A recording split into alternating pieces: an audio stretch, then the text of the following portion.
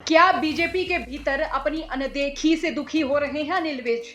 माना कि औरों के मुकाबले कुछ ज्यादा पाया नहीं मैंने, पर खुद गिरता संभलता रहा, किसी को गिराया नहीं मैंने। अनिल विज साहब ने एक्स प्लेटफॉर्म पर ये जो शायरी शेयर की है, कहीं ना कहीं ये यही संकेत दे रही है कि अनिल विज साहब भीतरी तौर पर दुखी से हैं, परेशान से हैं। कई दिन पहले केंद्रीय गृह मंत्री अमित शाह जब हरियाणा दौरे पर आए थे तो उन्होंने कहा था कि ये विधानसभा चुनाव नायब सैनी की अगुवाई में लड़ा जाएगा। अमित शाह के इस बयान के बाद कई नेताओं के सपने जैसे धरे के धरे रहते नजर आ रहे हैं। कभी हरियाणा बीजेपी में बीजेपी के 2 विधायक हुआ करते थे, जिनमें अनिल विज भी शामिल रहे। लगभग 30 साल से सूबे में बीजेपी की सियासत को मजबूत करने वाले अनिल विज फिलहाल अपनी सियासत के सबसे खराब दौर से गुजरते नजर आ रहे हैं।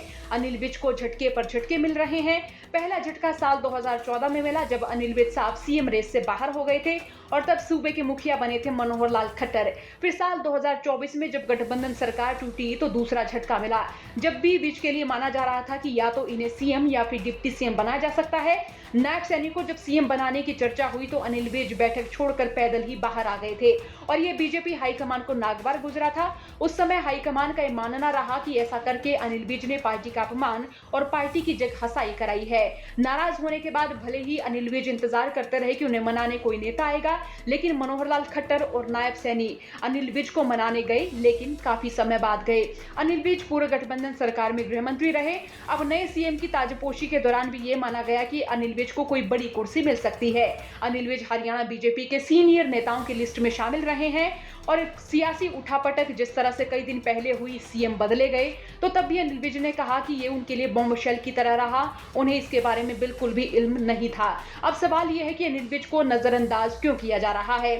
इसका कारण अनिल विज का गुस्सा भी माना जा सकता है।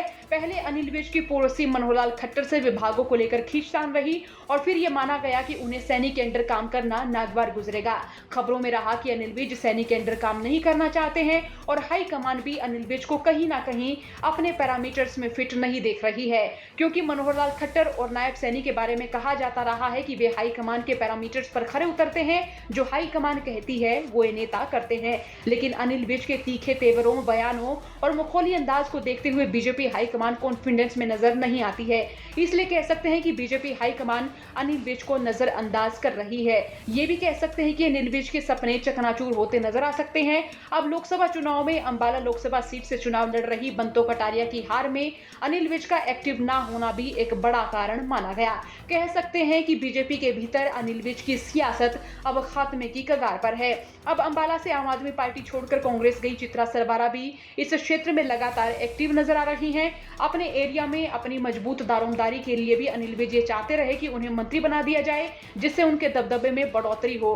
लेकिन अब लग रहा है कि अनिल विज का सियासी करियर उनके गुस्से की वजह से डावाडोल हो सकता है। चित्रा सरवारा पूरे दारोमदार से अपनी दावेदारी ठोककर विज की मुश्किलें भी बढ़ाती नजर आ सकती हैं। तो कह सकते हैं कि साल 2024 अनिल विज की सियासत का एक अहम साल है। अनिल विज क्या विधायक बन पाएंगे, क्योंकि चित्रा सरवारा लगातार उन्हें चुनौती पेश करती नजर आ रही हैं, और अनिल विज का सीएम बनने का सपना क्या साकार हो पाएगा, सवाल ये बाकी है। आपका क्या सोचना है, राय रखिए। साथ ही चौगरदे की खबरों के लिए बने रहिए हरियाणा तक के साथ। ब्यूरो रिपोर्ट, हरियाणा तक।